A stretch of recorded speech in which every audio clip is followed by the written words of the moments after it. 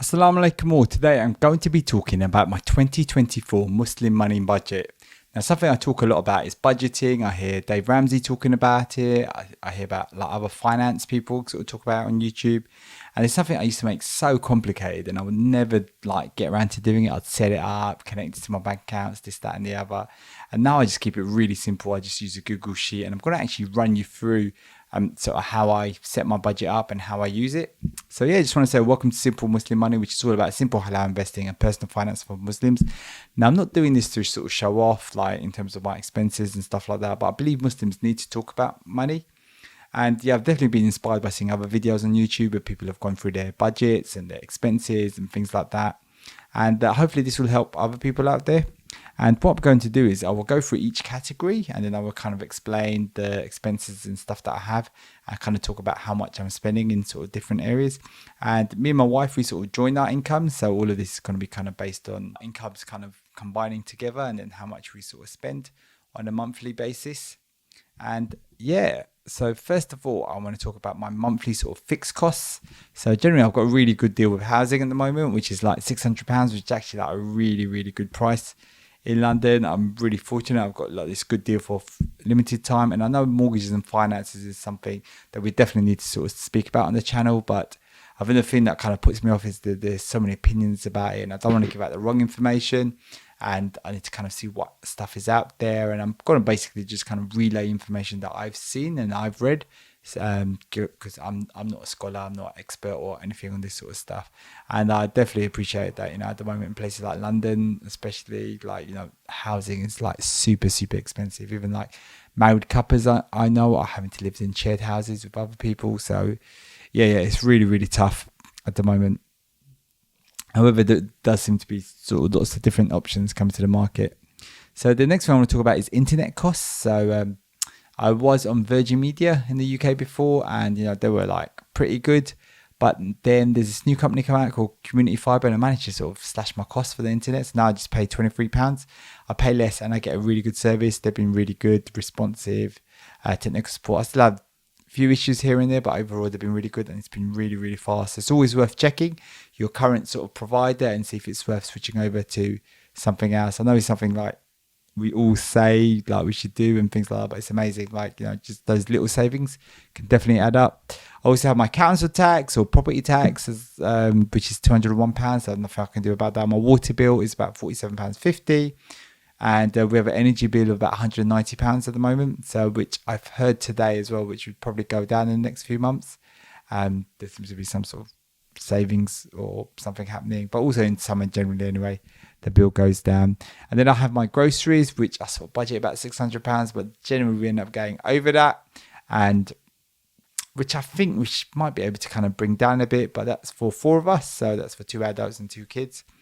And yeah, this includes all the halal meat and everything like that. But last month we had a lot of family coming around, so that ended up being about £832 spending on that. And another good thing we've done is we've switched to Aldi. So instead of going to one of the bigger sort of mainstream sort of supermarkets, Aldi's like getting really popular in the UK. They've got like really good products and their prices are like really low, so you generally go for their own branded products, but they are actually like really good quality, like things like their coleslaw and stuff like that.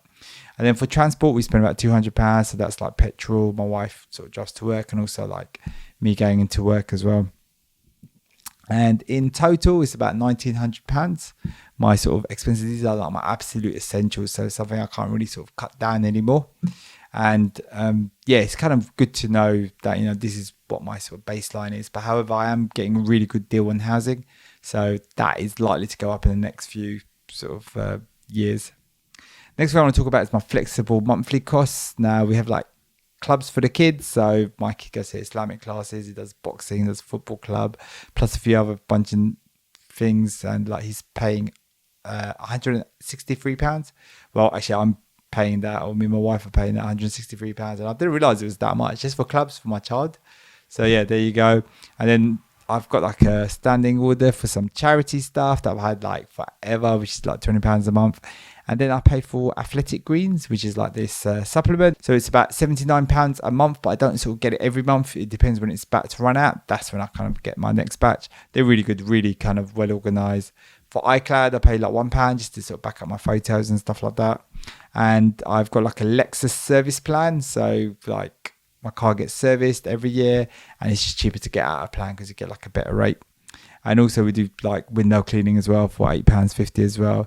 So my flexible monthly cost total is about £293. So when I say flexible monthly cost, I just mean costs that kind of, you know, I could potentially kind of get rid of if I had to.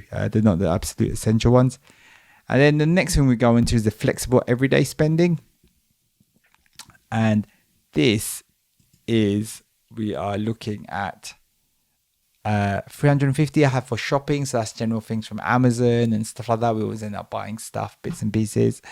Although in December, this was £644 because we bought a bunch of things because it was Black Friday. I bought like this new rucksack for about £80-90, and we bought a Kindle for my son as well.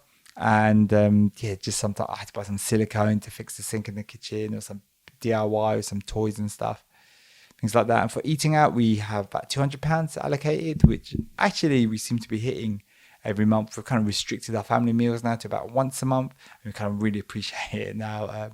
Before we used to kind of go out a lot more. We go to Non-Stop as well, which I really like, really cheap, easy kind of place to go. But also go to Dish Room as well, and like we kind of vary it from month to month. And for entertainment, we have about £75 allocated. So this is for like cinemas and things like that. And by all means, like this is things I've kind of learned what sort of values sort of tend to work for us. Although this month we spent £383 on entertainment. I bought like some tickets to this comedy thing. So yeah, I think that's probably why it's kind of quite high this month.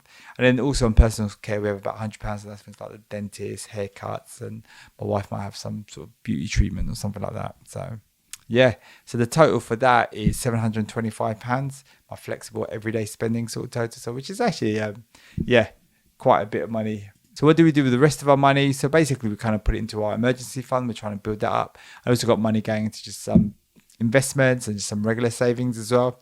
So yeah, it's just that we're kind of a bit sort of fluid on, or we might put a bit more money into like a zakat fund or things like that.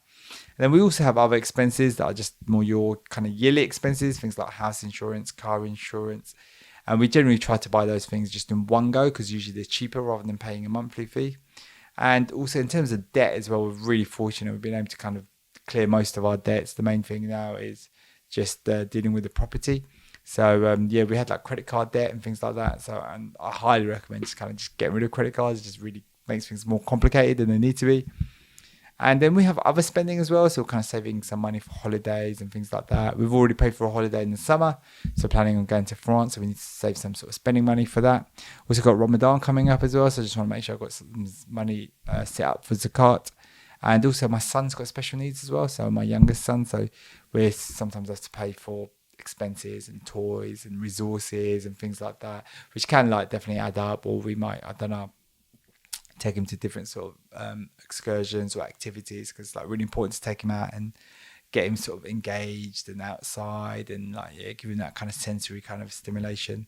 But what I'd say is definitely just start step by step. It's taken me a while to get here and get comfortable, and definitely feel a lot better, and just by keeping it simple as well.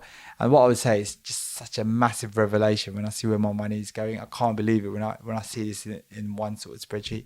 It just helps massively. And like, for example, I didn't realize how much I spent on groceries last month, which was like over £800, and how much money I've spent on entertainment as well. So yeah, money just goes and stuff without you even sort of realizing. If you like this video, then please check out my other video where I talk about why it's good to join your finances with your wife or husband.